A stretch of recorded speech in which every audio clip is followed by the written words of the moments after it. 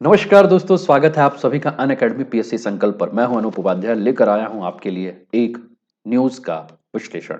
News जो है वो जारी किया गया है आईएमएफ के द्वारा, एक चेतावनी है और कहा गया है कि एक तिहाई दुनिया में होगी मंदी। 2023 में यूएसए, चीन, यूरोपियन यूनियन में क्या होगा, इन्हीं सारी चीज़ों पर हमारी बात होगी। वर्ष पे वर्ष बदलते गए और जब नया वर्ष आता है तो नए आंकड़े जो हैं वो आते हैं। और इन्हीं नए आंकड़ों में एक आंकड़ा जो है वो अंतर्राष्ट्रीय मुद्रा कोष की प्रबंध निदेशक यानी कि क्रिस्टालिना जॉर्जीवा के द्वारा जो है वो दिया गया है। नया वर्ष की हार्दिक शुभकामनाएं हैं आप दोस्तों, आप लोगों को। और उम्मीद करता हूं कि ये नया वर्ष जो है वो आपके लिए मंगलमय हो। वो सारे सपने जो कि 2022 में अधूरे हो चुके थे, वो सारे के सारे सपने इस वर्ष आपके पूरे हों, यही मैं परमपिता परमेश्वर से प्रार्थना करता हूं। दोस्तों, न्यूज पर हम आते हैं। आपके स्क्रीन पर जो है वो अंतर्राष्ट्रीय मुद्रा कोष की प्रबंध निदेशक यानी कि क्रिस्टालिना जॉर्जिवा नजर आ रही है और उनके द्वारा एक चेतावनी जो है वो दी गई है और कहा गया है कि जो आने वाला वर्ष यानी कि ये वर्ष जिसमें हम लोग पदार्पण कर चुके हैं, इसमें वैश्विक अर्थव्यवस्था जो है उसका एक तिहाई भाग जो है वो मंदी का शिकार रहेगा। क्रिस्टालिना के द्वारा ये कहा गया कि 2023 जो है वो पिछले वर्ष की तुलना में बहुत ज़्यादा कठिन होगा, क्योंकि अमेरिका, यूरोपीय संघ और चीन जो है, इनकी अर्थव्यवस्था जो है वो बड़ी मंद गति से चल रही है। आपकी स्क्रीन पर दोस्तों दुनिया के 10 लार्जेस्ट इकोनॉमिक्स आपको कंट्रीज नजर आ रहे हैं, जिसमें आपको यूएस नजर आ रहा है, ब्राजील नजर आ रहा है, यूके, जर्मनी और आपको ये यूरोपियन यूनियन, जितने भी ब्लू आपको नजर आ रहे हैं ना, ये सारे के सारे यूरोपियन यूनियन कंट्रीज हैं, जिनको जितने भी आपकी यूरोप की कंट्रीज हैं, इनमें से कुछ कंट्रीज को अगर छोड़ दें तो उनका एक ग्रुप है। इसके अलावा आपको रशिया नजर आ रहा है, चाइना नजर आ रहा है, इंडिया, जापान, इंडोनेशिया, ये सारे देश जो हैं जो कि विश्व की 10 लार्जेस्ट आपकी सबसे बड़ी अर्थव्यवस्था में से ये सब देश आपको नजर आ रहे हैं। अब इसमें कहा गया है कि तीन अर्थव्यवस्था यानी कि एक आपका यूएस, यूएस के अलावा कहा गया है चाइना और इसके अलावा यूरोपियन यूनियन, ये तीन ऐसे अर्थव्यवस्था हैं जिनके बारे में, जिनका रोल जो है वो पूरा ग्लोबल जो जीडीपी में बात करें तो 1/3 रोल है। कहा जा रहा है कि इनकी अर्थव्यवस्था जो है, इनकी इकोनॉमी जो है वो बड़ी मंद गति से चलेगी। कारण इसके ऊपर जब बात किया गया तो कहा गया कि देखिए, कारण में अगर हम बात करें तो सबसे पहला कारण आपको जो देखने को मिल रहा है वो कारण है यूक्रेन। यूक्रेन का जो युद्ध है वो कहीं ना कहीं जो है इनके लिए जो है जिम्मेदार है। उसके अलावा दूसरा जो कारण है वो है आपका उच्च ब्याज दर, यानी कि जो हाई इंटरेस्ट रेट है, ये भी कहीं ना कहीं जो है वो एक बड़ा कारण है। इसके अलावा चीन में जिस प्रकार से कोविड की जो समस्या हमें देखने को मिल रही है, वो कोविड की समस्या भी जो है ये भी वैश्विक अर्थव्यवस्था के ऊपर बहुत ज्यादा प्रभाव डाल रही है।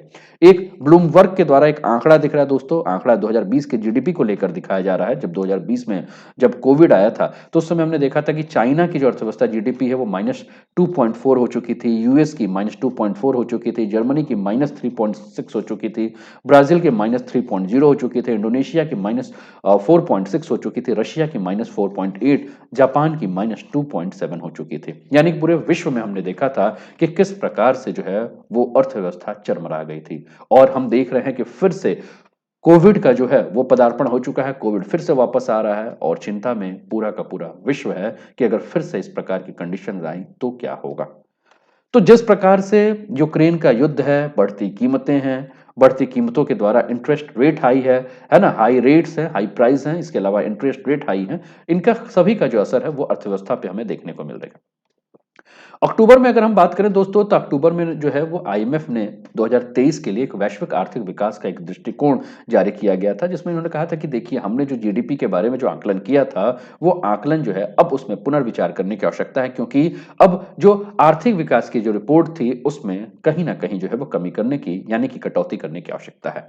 ठीक है ना। और इन्होंने सीधे ये कहा कि हम ये उम्मीद करेंगे कि विश्व की अर्थव्यवस्था जो है वो एक तिहाई अर्थव्यवस्था जो है मंदी का शिकार होगी।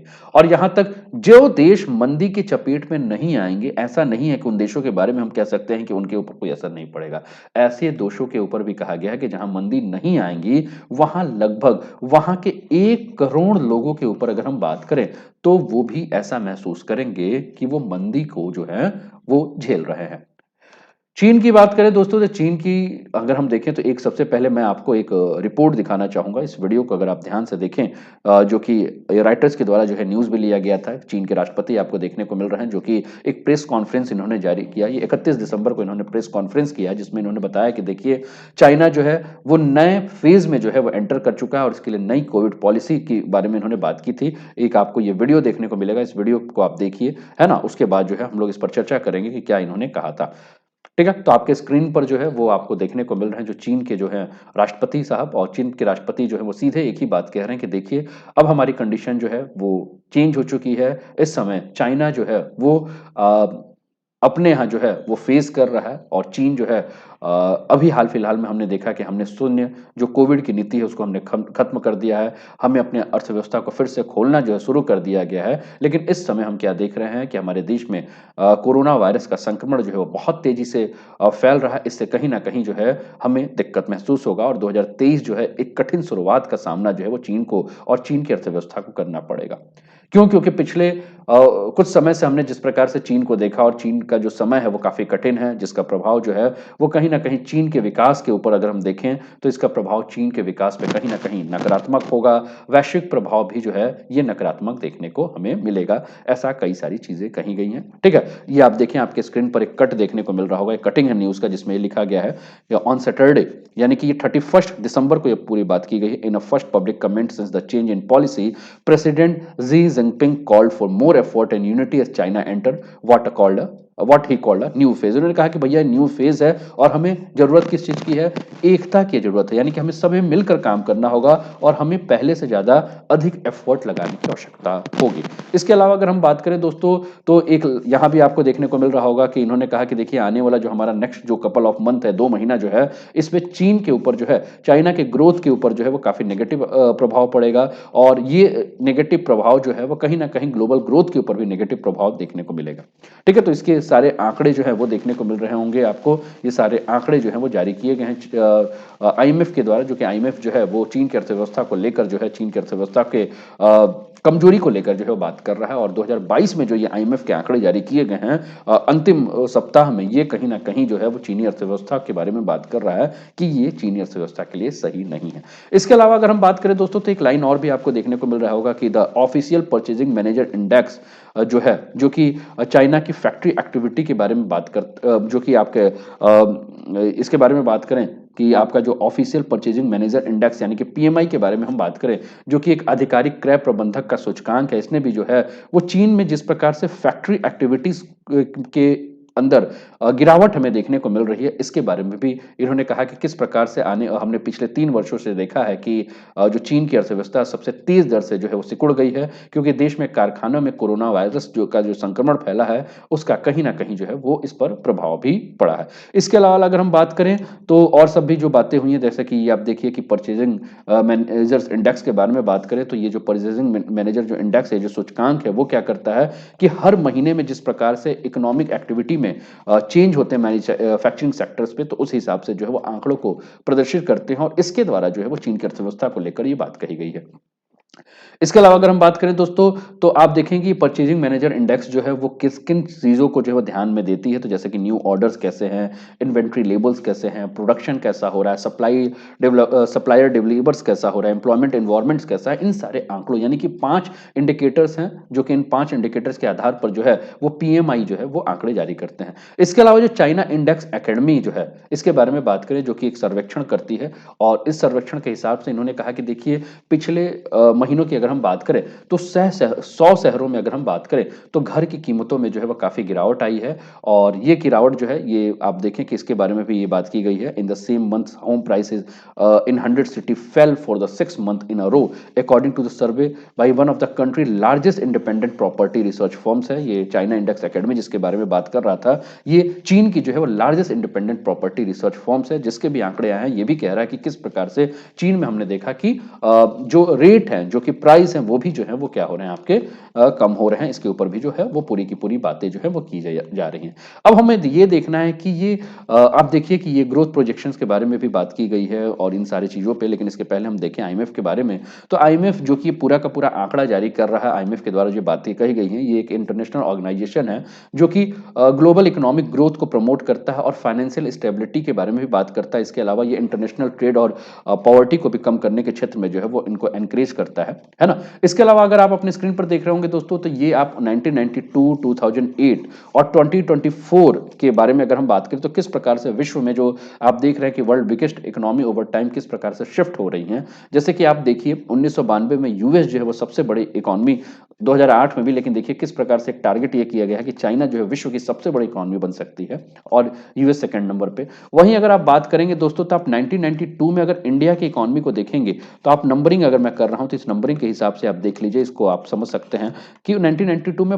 8वें नंबर पे जो है भारत था, जो कि आपका 2008 में अगर आप बात करेंगे तो चौथे नंबर पे, और 2024 में ये आंकड़न लगाया जा रहा है कि तीसरे नंबर पे जो है वो जीडीपी के हिसाब से, अगर country with highest GDP on earth in 1992, 2008 और 24 की बात की जा रही है, तो ये सारे का सारा जो प्रोजेक्शन रिपोर्ट भी दिखाया जा रहा है 2024 का, जिसमें भारत को जो है वो तीसरे नंबर पर रखने की बात की जा रही है।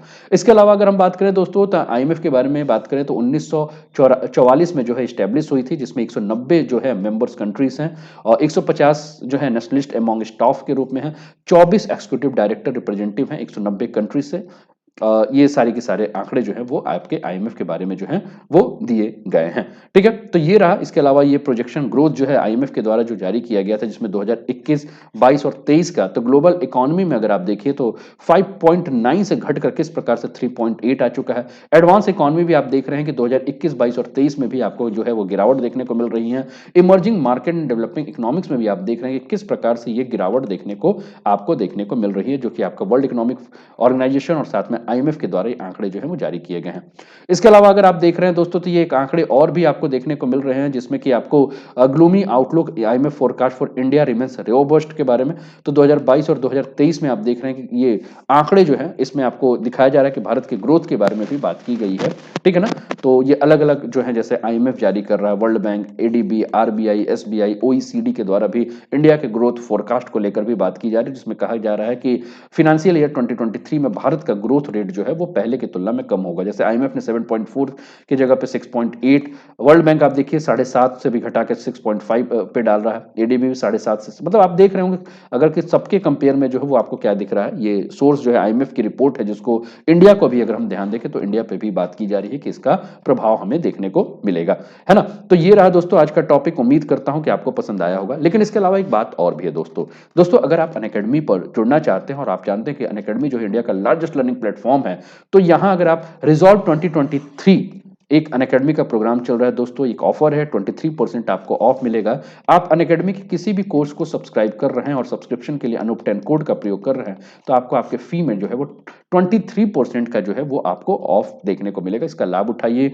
आप देख रहे हैं यूपी पीएससी का आपको बैच नजर आ रहा है। इसके अलावा अगर आप बात करें तो यूपी आरओ की भी तैयारी करना चाहते हैं, तो 6 महीने की फीस आपको 1999 को देखने को मिल रही है। लेकिन जैसे ही आप अनूप 10 कोड यूज करोगे, ANUP10 अनूप 10, तो यहाँ भी आपको देख रहे हो 460 रुपए की बचत हो रही है दोस्तों। तो इसका आप लाभ उठा सकते हैं, अपने मित्रों को भी बता सकते हैं। आपको मेरी क्लासेस जो जल्दी देखने को मिलेंगी। इसके अलावा टेस्ट सीरीज है, इसका भी आप लाभ उठा सकते हैं। करंट अफेयर्स टाइम्स के नाम से भी आपको ये देखने को मिला, इसका भी लाभ उठाइए। तो ये सारी जानकारी है दोस्तों आप लोगों के लिए। आप अनअकैडमी का ऐप गूगल के प्ले स्टोर से डाउनलोड करके इसका लाभ उठा सकते हैं। काफी सारे एडवांटेज इसका लाभ उठा सकते हैं। तो कैसा लगा सेशन, अपना फीडबैक जरूर दीजिएगा। मिलते हैं फिर कुछ नए ताजो तबर और खबर के साथ आपके साथ। तब तक अपना ध्यान रखिए। Let's crack it. जय हिंद, जय भारत।